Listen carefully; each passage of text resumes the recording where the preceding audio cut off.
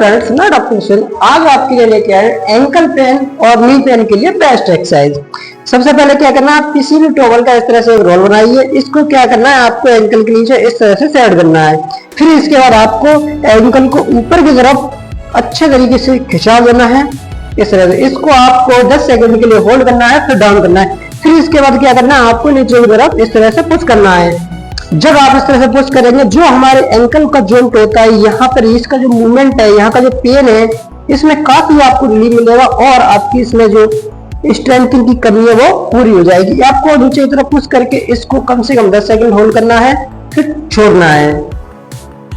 फिर दोबारा से फिर आपको ऊपर की तरफ पुश करना है, 10 सेकंड के लिए होल्ड करना है, फिर डाउन करना है, फिर नीचे की तरफ करना है। ये आपको कम से कम एक बार में आपको ऊपर करना है 15 टाइम्स और 15 टाइम्स नीचे करना है। इसके बाद हम आपको सेकंड एक्सरसाइज बताते हैं।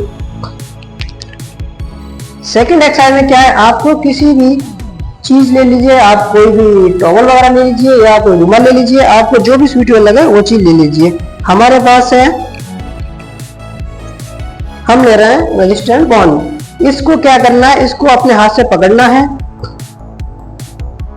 वो अंदर की तरफ पुश करना है। इस रेजिस्टेंस को आपको इस तरह से फंसाकर अंदर की तरफ खिंचा देना है। जब आप इसे खिंचा देंगे, जो हमारा एंकल का जॉइंट होता है, मूवमेंट होता है, वहां पर आप एक अच्छा खासा प्रेशर बनेगा, वो पूरे पैर की तरफ खिंचाव जाएगा। इसमें खिंचाव देंगे तो होता क्या है, जिसमें से आपके पूरे पैर से लेके यहाँ तक पूरे पे खिंचाव आता है, जिससे आपके नी पेन और काफ पेन और एंकल पेन में काफी ज्यादा रिलीफ मिलता है। इसके बाद हम आपको अगली एक्सरसाइज बता रहे हैं। इसको भी कम से कम आपको 15 टाइम्स करना है, फिर छोड़ना है। अब इसके बाद फिर दोबारा से खींचना है। ये भी एक्सरसाइज आपको 15 टाइम ही करनी है। इसके बाद तीसरी एक्सरसाइज में क्या करना है, आपको इस तरह से रेजिस्टेंट बैंड को फंसाना है, फिर आपको रेजिस्टेंट बैंड को ऊपर की तरफ खींचना है और पंजे को नीचे की तरफ पुश करना है। आपको पंजे को आप नीचे की तरफ पुश करेंगे और ऊपर को खिंचाव रखेंगे इसका।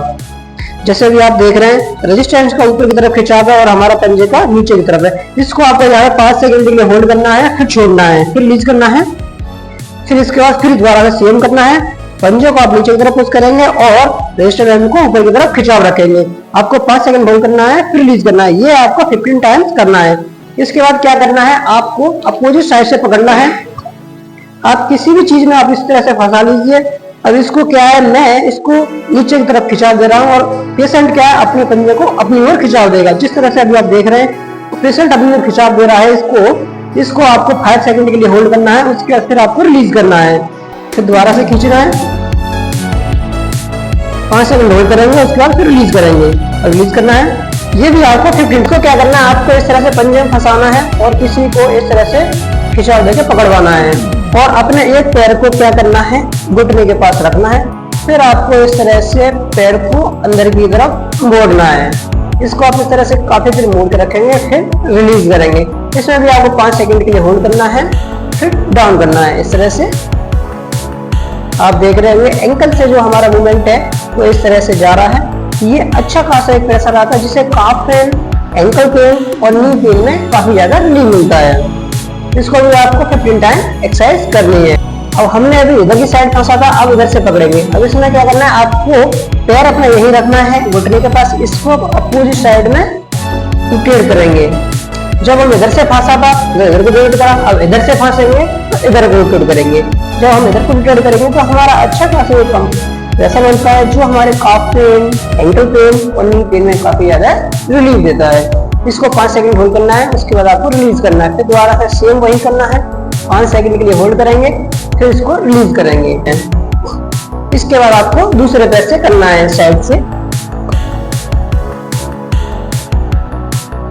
अब इसके बाद भी आपको ये वाला पैर, दूसरा वाला पैर आपको नीचे बॉल में रखना है और दूसरे पैर पे खिंचाव रखना है रेजिस्टेंस पे। उसके बाद आपको पैर को अंदर की तरफ इस तरह से फोल्ड करना है। जब आप अंदर की तरफ इसको मोड़ेंगे तो अच्छा खासा एंकल प्रेशर आएगा और ये हमारे और से खिंचाव आता है, जिससे हमारे नी पेन होता है और एंकल पेन होता है, काफ पेन में आराम मिलता है और धीरे धीरे सही हो जाता है। फिर इसको रिलीज करेंगे, फिर दोबारा से सेम वही करेंगे। 5 सेकंड के लिए आपको होल्ड करना है, फिर डाउन करना है। ये भी आपको 15 टाइम करना है।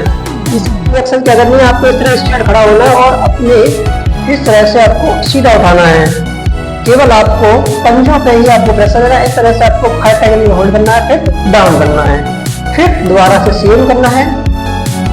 जब आप इस तरह से करेंगे तो आपके मसल्स में अच्छा खासा खिंचाव आएगा, स्ट्रेंथ आएगी, और जो आपका काफ पेन है, एंकल पेन है और नी पेन में आपको काफी ज्यादा रिलीफ मिलेगा। इस एक्सरसाइज को भी आपको 15 टाइम्स करना है। पहली एक्सरसाइज में आपको इस तरह से सीधा बैठना है और अपने पैर को इस तरह से रोटेट करना है। जब आप इस तरह से रोटेट करेंगे अच्छा खासा एक प्रेशर बनता है। हमेशा यह ध्यान रखना है आपको सीधा ही बैठना है, ऐसे नहीं है कि आप टेढ़ा बैठ रहे हैं, पैर सीधे। आपको इस तरह से 90 डिग्री में पैरों को नीचे से रखना है, फिर आपको इस तरह से पंजे को इस तरह से रोटेट करना है। इस तरह रोटेट करेंगे और 5 सेकंड के लिए होल्ड करेंगे, फिर इसको लूज करेंगे, फिर इसके बाद दूसरे पैर को करेंगे, इसको भी 5 सेकंड के लिए होल्ड करेंगे, उसके बाद रिलीज करेंगे। इससे इसको करना है।